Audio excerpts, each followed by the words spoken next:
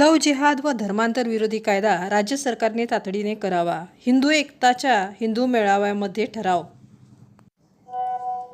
गुढीपाडव्याच्या निमित्ताने हिंदू एकता आंदोलन सांगली जिल्ह्याच्या वतीने हिंदू मेळाव्याचे आयोजन कच्ची जैन भवन येथे करण्यात आले होते. या मेळाव्याचा शुभारंभ प्रसिद्ध उद्योगपती मनोहरभाई सारडा यांनी छत्रपती शिवाजी महाराजांच्या पुतळ्यास पुष्पहार अर्पण करून केले. या मेळाव्यामध्ये कोल्हापूर सांगली जिल्ह्यातील पदाधिकाऱ्यांच्या निवडी करण्यात आल्या.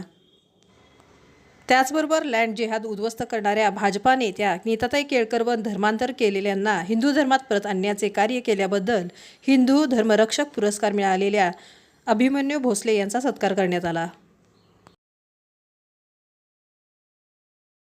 छत्रपती शिवाजी महाराज की जय. हर हर हर हर हर हर. छत्रपतींच्या दिनाला भव्य हिंदीचा मेळावा. बोला छत्रपती शिवाजी महाराज की जय.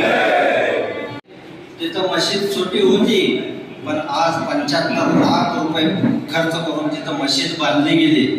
हा पैसा ज्यानं पैसा पुरवला तो तिथल्या भाषणामध्ये सांगत होता, मशिदीवरचे बोंगे कोर्टानं सांगून सुद्धा उतरले जात नाही.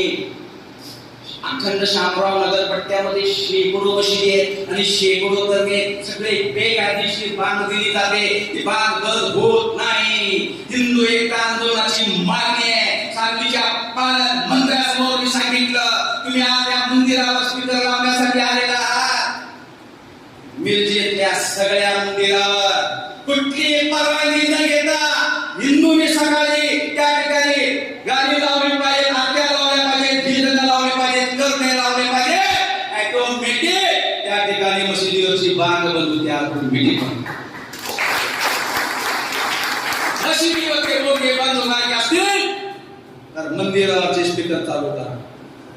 त्यासाठी हिंदू एकता काय मदत लागेल त्या